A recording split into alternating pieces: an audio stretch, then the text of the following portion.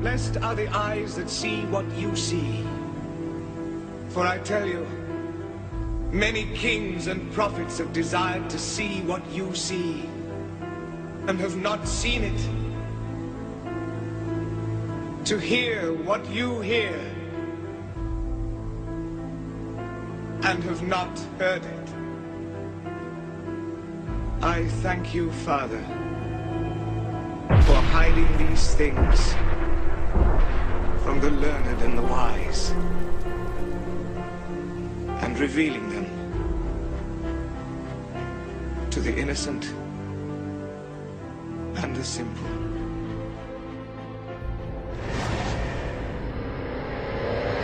Islamic terrorists have struck again, targeting vulnerable children.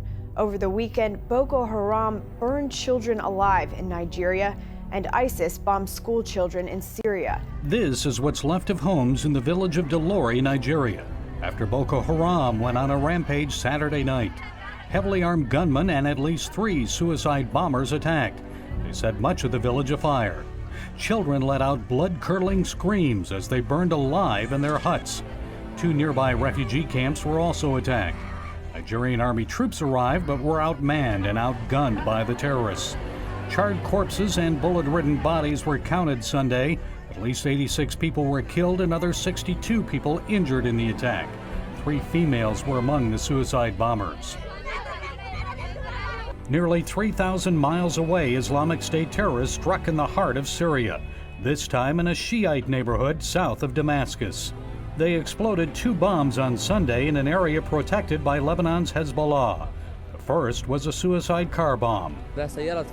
We were on the street and the car suddenly exploded. A lot of children were killed because the school was out at that time. I was just carrying children out of the building and sent them to the hospital. As people gathered to help dead and injured children, another blast occurred in the midst of the crowd, this time from an ISIS terrorist wearing a suicide vest. At least 45 people were killed, 110 wounded. This man said the attacks were meant to deter peace talks from moving forward in Geneva. This resident said people are unafraid the talks will move forward. Syrian government representatives and anti-government coalition negotiators arrived in Geneva last Friday to begin peace talks. They last met 2 years ago. The coalition insists a number of conditions be met before the talks begin.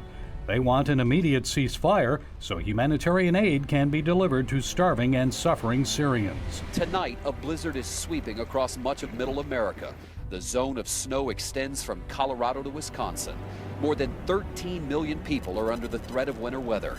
Nearly a foot of snow has fallen in Colorado alone in just 24 hours. In Kansas, vehicles had to be dug out. Blowing snow has made driving treacherous with little visibility. Big rigs have become stranded. Some sedans didn't even have a chance. Even snowplows were struggling. The snow cut power to at least 1,600 customers in Lincoln, Nebraska, where Moni and Lee Hedrick live. It's a moment where you kind of go back to where people didn't have power, and you have to learn how to adapt.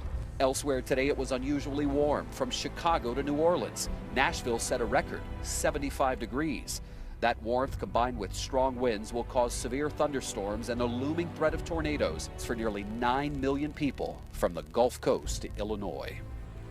Defense Secretary Ashton Carter says Russia is the top threat to the U.S., followed by China, North Korea, Iran, and ISIS.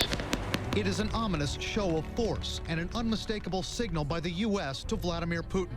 The White House says it wants to quadruple the money it spends on its forces in Europe, a move that could ramp up tensions between America and Russia, which U.S. commanders view as a top threat to national security. We're taking a strong and balanced approach to deter Russian aggression. Analysts say that approach means the Pentagon is likely sending many more heavy weapons, armored vehicles, and other equipment to its NATO allies in Central and Eastern Europe. I can't underscore how big a deal it is, because it's not just the equipment going in there being pre-positioned, but also the people will be there, again, rotating through on a regular basis, and it's about 5,000 troops. U.S. officials say the added weapons will ensure America has a combat brigade always ready to deploy in Eastern Europe. Even though Putin's been quiet recently along his borders with his chief NATO rivals, analysts see the latest U.S. moves as a way to counter Putin's previous aggression in Ukraine. His deployment of naval forces, including submarines, near his rivals, even using his Air Force to buzz this American carrier in what some call a Cold War-style cat and mouse. Mr. Putin believes Western leaders are weak. He believes that by intimidation, he can persuade Western leaders to adopt a softer course in response to his aggression in Ukraine and perhaps elsewhere. But if America is going to counter that aggression with a heavy show of force near Putin's western flank, experts say there are risks, including the possibility of more Putin saber-rattling. Well, I think you're going to hear a lot of rhetoric coming out of Moscow. You're going to hear Kremlin officials saying that, oh, once again, NATO's encircling Russia. Former Pentagon official Evelyn Farkas says Putin's also likely to respond by showing that he won't back down. He may have his warplanes buzz more American ships or bases. He might send his submarines out to menace American ships or their allies. A Russian official responded strongly to the planned U.S. moves, telling CNN they are destabilizing to European security, an attempt by the United States to escalate tensions. And he said there should be no doubt Russia will defend its national security interests. Turning overseas, there was a bang and suddenly a gaping hole in a jetliner over war-torn Somalia today. Cell phone video shot on the plane while still in flight shows oxygen masks blowing in the wind near the hole in the Airbus 321. Some passengers towards the back of the plane can be seen wearing their own oxygen masks. Once on the ground, the damage to the plane was clearly visible, with pieces of the fuselage curled out from the body of the plane. All 74 passengers and crew were evacuated. Aviation officials say 2 people were injured. Got some breaking news I want to get to here. We've been reporting on this. We're learning more about that explosion that caused this huge hole. This is a passenger plane. It was mid-air. This explosion happened. We're learning about the man who was actually thrown out of the plane when something went off here. Robin Creel is on the phone with me now as this plane was over, Mogadishu? Robin, what do you know? Hi, Brooke. Well, what we know at the moment is that the device that investigators believe was the explosive device was actually a laptop, and that there was some kind of an explosive device either inside the laptop or it was indeed a laptop bomb. We also know that the man who was ejected from the plane just over Mogadishu after the plane had taken off is the suspect behind this bombing. Now, investigators obviously say that they're not sure if he is a member of any terror group, particularly Al-Qaeda-linked militant group Al-Shabaab, which is so very active in Mogadishu and in Somalia. But they are investigating why exactly he sat in that seat and why the device, which, as I said, they believe was a laptop bomb, why it was placed in such a strategic place over the wing of the plane, which is over the engines. If it had been any higher, it was about 12 to 14,000 feet when this device went off. If it had been a cruising altitude at around 30,000 feet, it would have likely brought the plane down.